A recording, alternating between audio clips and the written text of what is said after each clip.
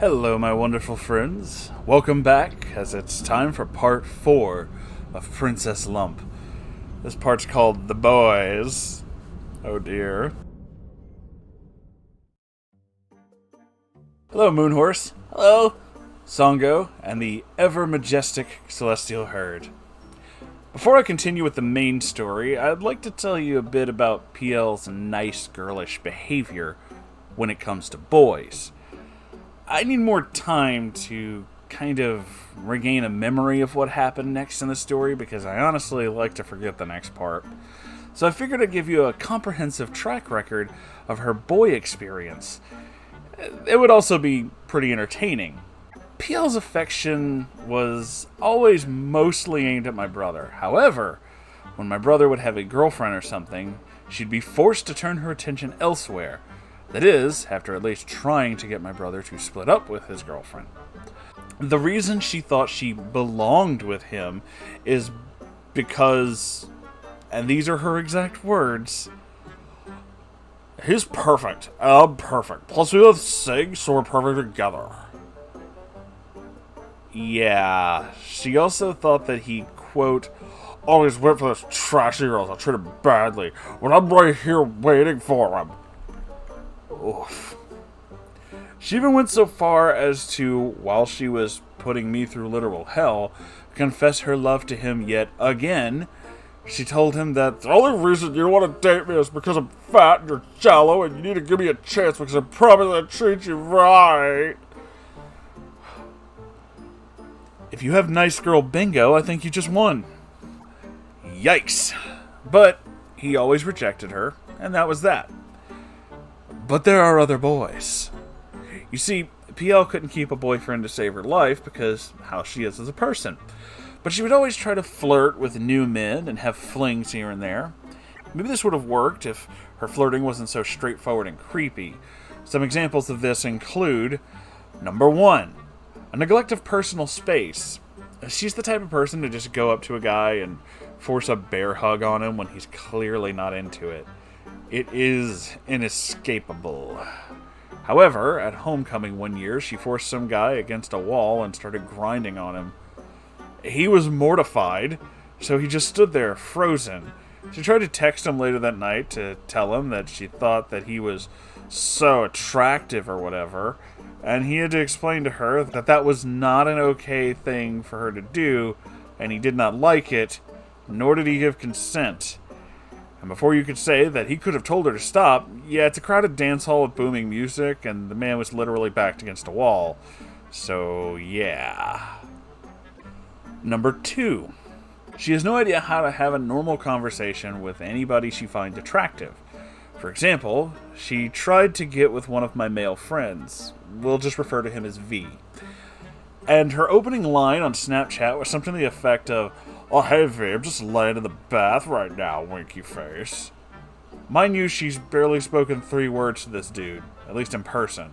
No hi, no hello, no hey, how's it going? Just straight to the point. Yeah, it's a little uncomfortable. More than a little, he was super uncomfortable. Wow. Number 3, and this is a banger. She helps guys cheat on their girlfriends and then brags about it. Whoa. When we were still friends, she would always tell me about the guys that she did things with in the past, and I would later come to find out that most of these guys she was fooling around with openly had girlfriends at the time she fooled around with them. Also, when I was at a pool party with PL, another one of my guy friends, we'll call him S, and a few other people, she was being really friendly to S all night. At first I thought nothing of it, because I thought that she would respect the fact that, he had a girlfriend at the time. And maybe she just wanted to be friends. Yeah, no, the next day S told me that he had to block her because she kept sending unsolicited lewds to him. Wow. Even going so far as to try to send him nudes. He has a girlfriend, and she knew that. Yeah, you might want to hide your husbandos from this girl. She's out for blood. All jokes aside, she continues to do stuff like this, and I continue to hear about it. I'm really hoping she'll grow out of it, especially since she's an adult now, and I have little faith, however. Anyway, I know this was short compared to my other stuff, but I hope you found it entertaining anyway. Thank you for reading. Oh boy, that's some hardcore projection and a lot of uncomfortable energy in that one. So, I'm going to go ahead and say this right now, even though this may be stereotypical as fuck. Just, I guess, you can tell me how true you think this is, but this screams like self-esteem issue. Like, big time. Like, all of her behavior screams, like, needy for attention. The fact that she's literally bragging about being with someone who is already with someone and basically just going on a whole tangents about how great it is that she's the side piece is totally uncomfortable. Like, really uncomfortable. Jeez, dude. And yeah, this way too forward thing, I know the stereotypes about straight dudes. I know the stereotypes about dudes in general. That like, oh, if you're really forward with guys, they like that. Yeah, not all of them do, though. I can say that specifically. Like, when Sango and I first met, we met as friends, and then we became more than that because we knew each other and talked and had a lot in common, and eventually developed into something more. But I can safely say that if someone literally just flat out came on to me like that, was just like all up in my personal space, and I didn't know them in any way, shape, or form, that's super uncomfortable. Like, I hate that. I do not like that in the least. Just, no. So, I can think of a lot of other people, and I'm sure a lot of you in the comments will probably agree with that. It's not okay. You just don't do that. You kind of have to get to know somebody first. And the whole thing with the texting, the whole, like, oh, I've said, like, 3 words to you, but I'm, like, all naked in the bath right now. Bro, did you send this to the wrong person? Like, what the fuck are you talking about? Calm the fuck. No, that's just all the red flags right there. But then the literal nice girl catchphrases. Now, that got me. That really kind of threw me, because I wasn't expecting that, I'm so nice, and people don't want to be with someone who's nice. And it's like, dude, but have you demonstrated that you're actually nice? Have you actually done that? You know that old saying about, like, nice guys and nice girls? If you were actually nice, you wouldn't have to convince people of that. They'd know. Just by the way that you act. You wouldn't have to keep saying it.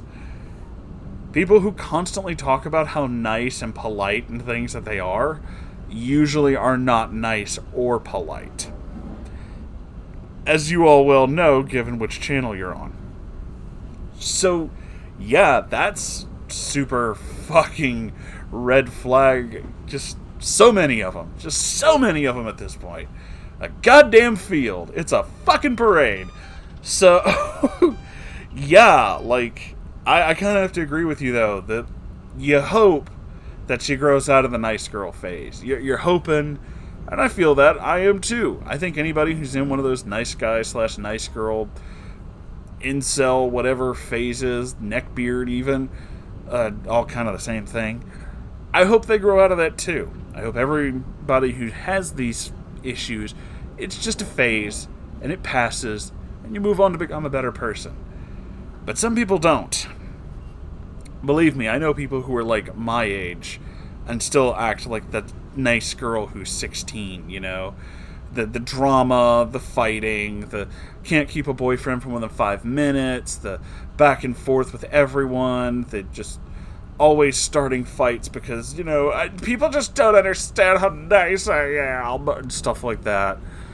Yeah, no, that some people don't grow out of that. Sad to say. But that's how we get Karens. You already know what I mean by that, too. That's my favorite part of this community, is I don't have to define certain things. I just say it and you know it. I love you guys so much. But, yeah, that's quite a fucking load right there, my friend. Holy shit. I hope that she does grow out of this too, but I think you're right, and I'm not sure that's going to happen. But anyway, that's kind of the end of this video. So, thank you all for being here, and thank you all for watching. I love you all so very much, and watch out for the nice guys and Karens out there, huh? It's a dangerous place. And if anybody sends you one of those little winky faces in the first message, and you don't know who they are, yeah, you just go ahead and bail, because that's going to be a problem. Alright, I love you. Bye.